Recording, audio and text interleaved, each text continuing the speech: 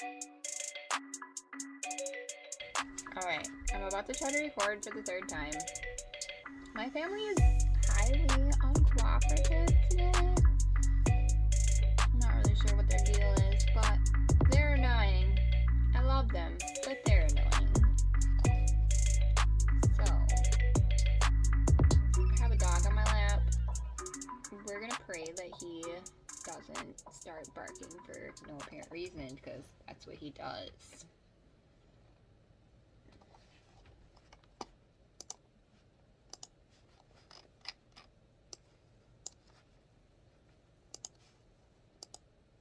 Hey Queens, welcome back to Captivation Radio. I'm so glad to have you guys here today. I hope everyone is doing well. If you're at home with your kids, I hope they're being a little less annoying than mine currently are. Today I want to talk to you about vibration. Like, what is vibration?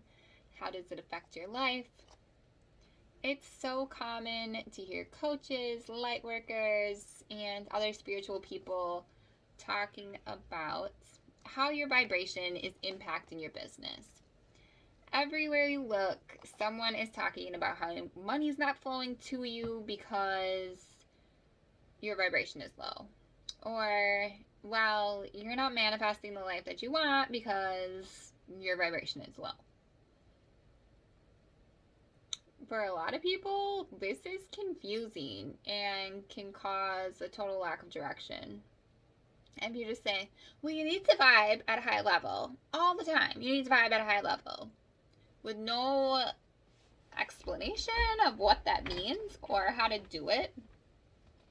That just leaves people confused and frustrated and feeling like they're personally doing something wrong.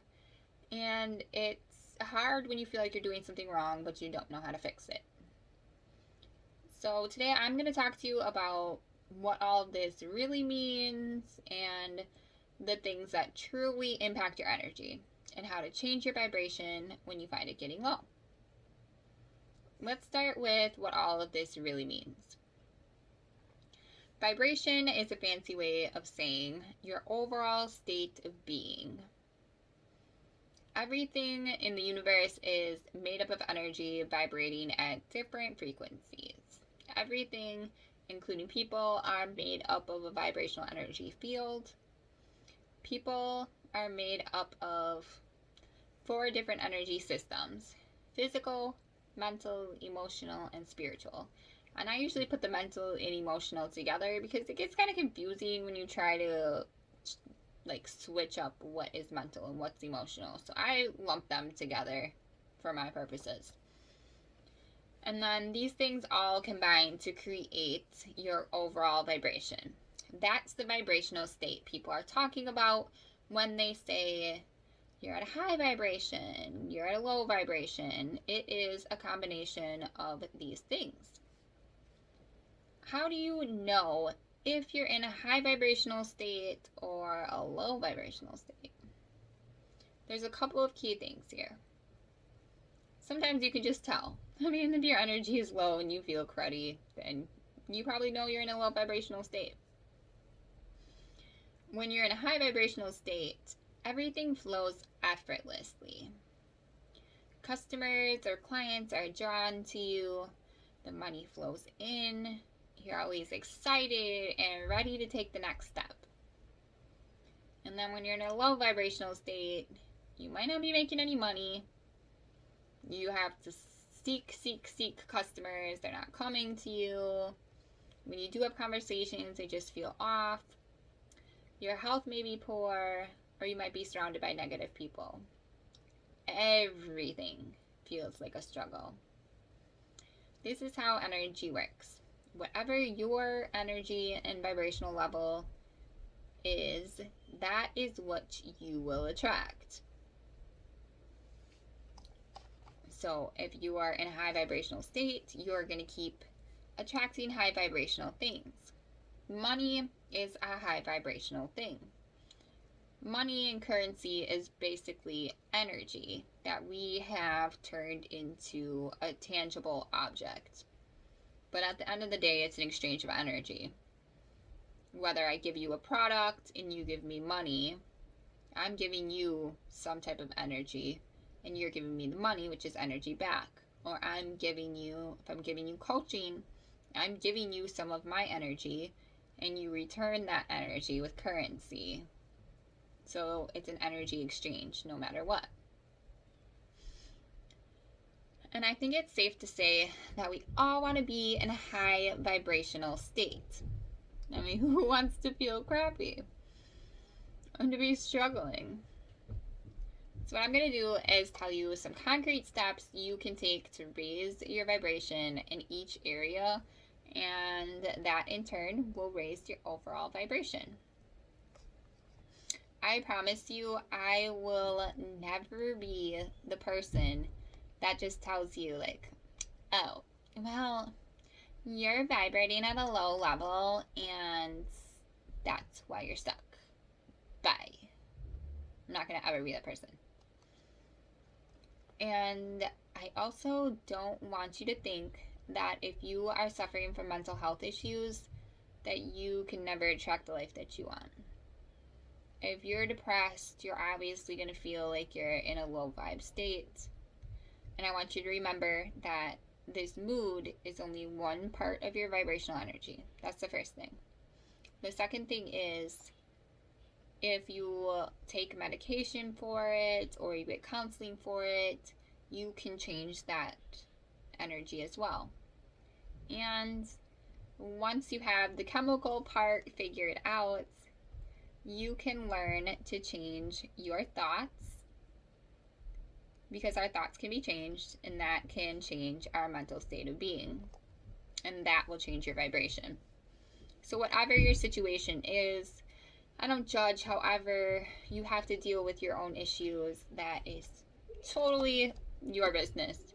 I just want to talk about it so I can tell you that you never need to feel shame because your brain doesn't work the way, quote unquote, normal people's does. I don't think my brain is normal. I wouldn't be trying to record a podcast with 7 kids in my house and a parking dog. Alright, so let's get into it. How can you raise your vibration if it's gotten low? And I'm going to go through them how I told you in the 3 different categories, because organizing things is what makes sense to me. So we're going to start with physical. The first thing is the foods you eat.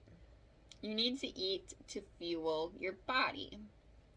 So if you're consuming processed foods covered in chemicals, that is going to cause you to vibrate at a lower level. In contrast, if you eat healthy foods like organic produce that give your body clean energy, then you will vibrate at a higher level. If you really think about it, it's not that hard to understand how that works. It takes a lot more energy out of your body to process the processed foods than it does to process foods that were made for you to consume. We're not made to consume chemical foods. We're made to consume things from nature. So the more you can eat like that, the better off your energy levels will be. Next, drink water. You need to be sure that you drink a sufficient amount of water to flush toxins out of your body. Toxins are a big part of lowering your vibration. Whenever your body is full of toxins, you are going to have lower energy levels overall. And this will also help your skin as a bonus. So make sure you're drinking your water. That's also like my favorite personal trainer thing. If you're working out, you need to drink your water to get all the yuck out of your body. And the third one, move your body. Vibration requires movement. I'm sure you've all heard an object in motion stays in motion, and an object at rest stays at rest. So if you want to be vibrating at a high level, you need to move your body. Dance, exercise, go for a walk, whatever makes you feel good. If I want my day to start off right, I'll turn on a fun song and dance and sing in my room and be extra obnoxious, and that will help me feel good throughout the day. And number 4, like I was talking about earlier, the less toxins you have in your body, the higher your energy level will be. So you need to reduce and eliminate toxins of all kinds. Toxins in products that you use, toxins in things that you eat and drink, like we talked about in number 1. And also, some of you are not going to like this, alcohol is a toxin. If you want to be able to think clearly and be in a high vibration, you cannot constantly consume alcohol. It's a depressant as well as a toxin, and that lowers your vibration. Oh, and I'm not going to say you can't have a drink. I personally don't drink. I don't like the way that my body feels from alcohol. I'm funny about what I consume. Not to say I don't ever eat snacks or anything, but I'm pretty careful about what I put into my body. And really, this is what you need to do. You just have to be mindful about what goes into your body and how it makes you feel. If you eat or drink something and you feel cruddy, pay attention and don't do it again. Alright, now we're going to go on to mental and emotional. So we're on to number 5 in our first category of mental and emotional here. I want you to focus on your thoughts. So it's totally normal to have negative thoughts from time to time. I don't want you to think that you have to be 100% positive all the time, or even to think that I'm 100% positive all the time. Most of the time, I can see the positive in a situation, or I can remain hopeful because I have done a lot of work to train my brain to work that way. That doesn't mean I don't ever have negative thoughts. That doesn't mean I don't get annoyed or I don't get stressed or anything like that. Especially in 2020, it has put me to the test. But what it means is when you have negative thoughts, instead of letting them take over your life, you need to acknowledge them. Acknowledge that they're there, process them, and release them. And processing them is going to look different based on what they are.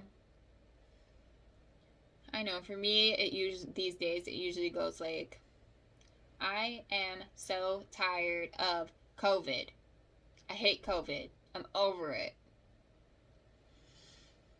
But what can I do about it? Not a lot.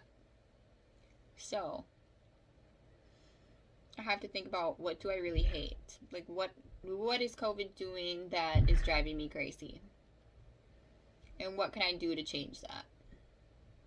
If it's I'm not getting enough time to myself, then I need to find a way to do that. Whether that's going for a walk by myself, locking my bedroom door so I can be alone part of the day, going to see a friend, whatever it is. And then release that thought. So I'm going to find a way to deal with it, and then I'm going to let it go. I'm not going to get up every day and say I hate COVID every single morning and then wonder why I feel cruddy all day. No. I'm going to deal with it when it comes up, see what needs to be done to change it, and then let it go. Number 6, I want you to start practicing gratitude. I encourage absolutely everyone to start a gratitude journal, but it's especially helpful if you have a negative mindset, because our brains work how we teach them to. And the default generally is kind of looking at negative things. We look at what we're worried about,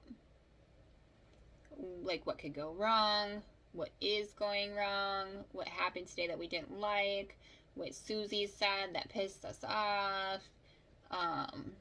Karen keeps talking about stupid Trump on Facebook. Whatever it is, I want you to stop focusing on those things. And I want you, at the end of the day, to write down 3 to 5 things you are grateful for every single day. And then eventually your mind is going to start looking for things. Like, you'll notice while you're out during the day, like, wow, this sunrise was gorgeous, or this sunset is gorgeous, or the moon looks gorgeous today. Like, oh, it was really great that my kids helped clean up today without me asking, or they're playing together so nice today and they're so kind. You start to notice those things more after you train your brain to do that. And number 7, share kindness every day. No matter what is going on, it doesn't cost us anything to hold open a door or to share a smile. And sharing a smile is a funny thing, because when you smile at somebody, 90% of the time they're going to smile at you. And then the next person they see, if they're smiling, that person's going to smile. And it's a chain effect. And smiling changes your mood. So you're going to change your own mood and the next person's. And if they don't smile at you, then they're just a jerk.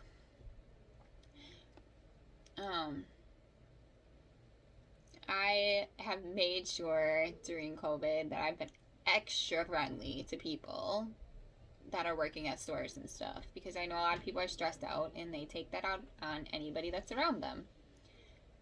So I try to be extra nice to them, which looks super cheesy when I'm wearing a mask and trying to smile, like squinting my face up, like, I hope you can see I'm smiling at you. I ran into one mom one day and she's like, I'm smiling at you under my mask, like, I'm smiling at you too. And it was just like a sweet, funny moment, and it made my day that she wanted to tell me that, because I always feel that way too. And the absolute best person about this is my mom. She is like the kindest person. She loves making people food and dropping off care packages, and she waves at everyone and smiles at everyone and offers to help everyone, and that energy is infectious. And I want you to remember that holding on too tight to love or money comes from fear. And fear is a low vibration emotion.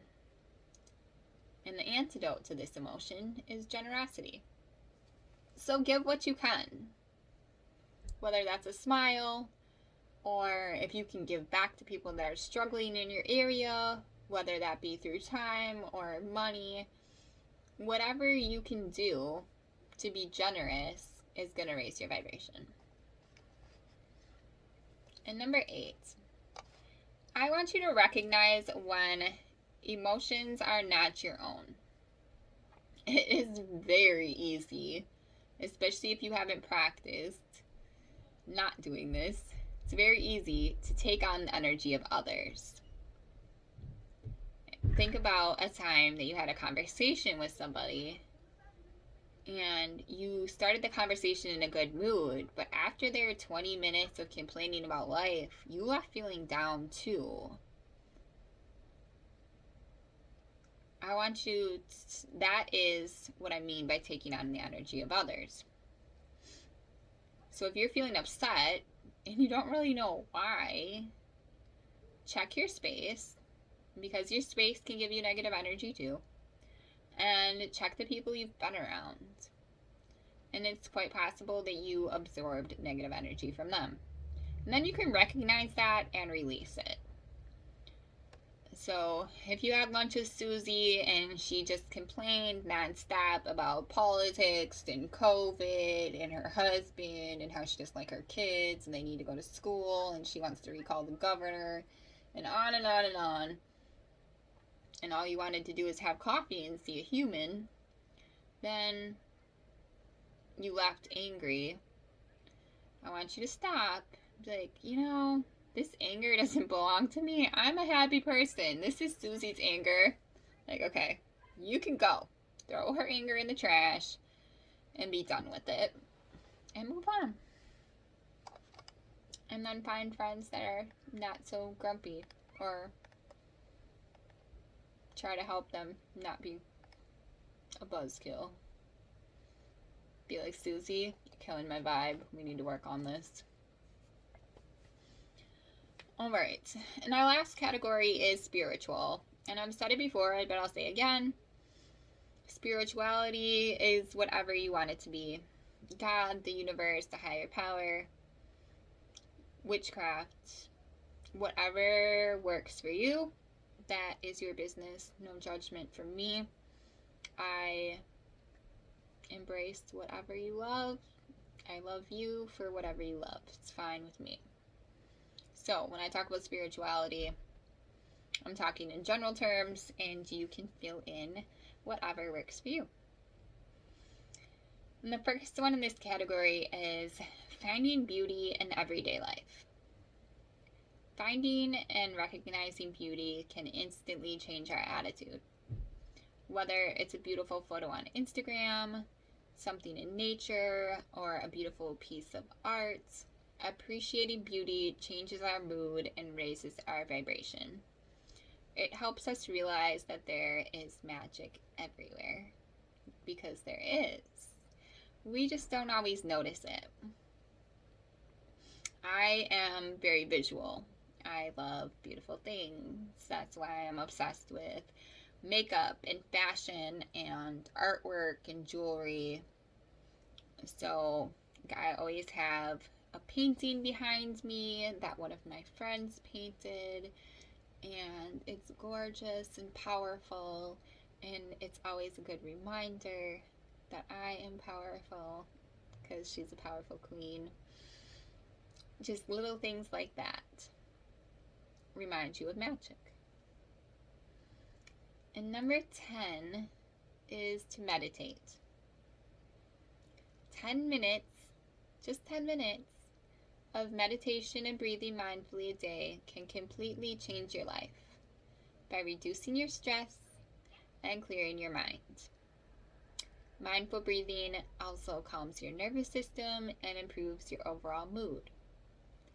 And if you do believe in communicating on a spiritual level, meditation is an amazing way to receive messages, because when you are still and your mind is clear, you can hear these messages that you cannot hear when you're running from one activity to the next, or one task on your list to the next. And if you have trouble sitting down and meditating, you can try to do it a different way. You can try to do it through yoga or through dance. And I don't mean like twerking kind of dancing here. This like subtle body movements, how your body feels like it needs to move.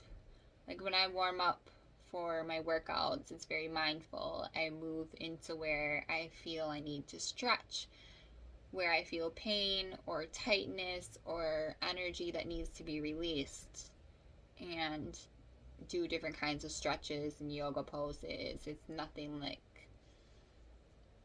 it's not a set way of doing things. It's just whatever my body tells my mind it needs. And during that time, that also clears my mind, because I'm doing the deep breathing. And then 11, take time to connect to your higher power.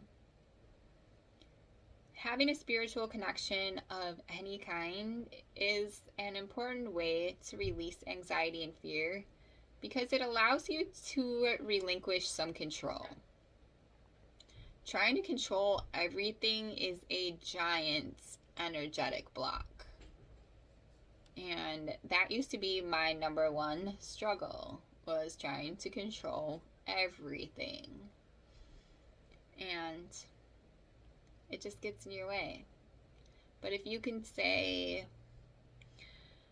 God or the universe or the goddess or whoever, I don't care if you worship anything, the trees, whatever it is, I believe that everything is working out for my greatest good. That allows you to just take a deep breath and relax. So I want you guys to try following these steps and tell me if you feel better. And tell me if this clarified this whole vibration energy thing for you a little bit, because I know it can be really confusing and hard to figure out in the beginning if you're just getting into this stuff. All right, I love you guys so much. Follow me everywhere at Captivation Coach, and head over to Captivation Radio if you want to see my other posts. Everything gets created into a blog post for people that don't like listening to podcasts, because shockingly, there's still some of those people out there. All right, love you guys. Have a fantastic week.